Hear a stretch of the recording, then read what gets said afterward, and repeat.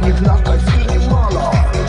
Мафиозный командир захватить хотел весь мир. С каждым годом разрасталась паутина. Потерял своих орлов.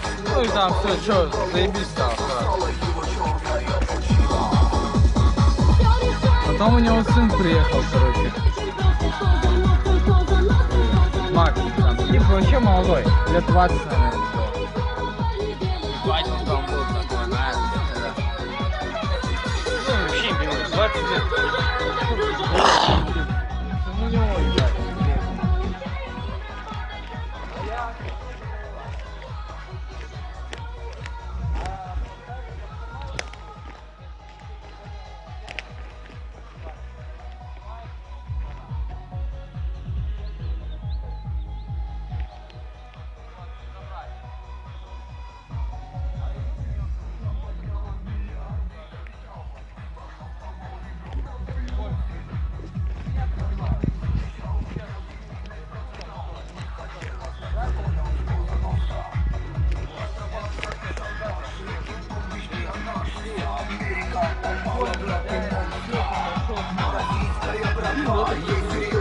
Я говорю, ну, блядь, разговор какой был, вот если принимают, ну, скидывайте одежду, там, жите, да?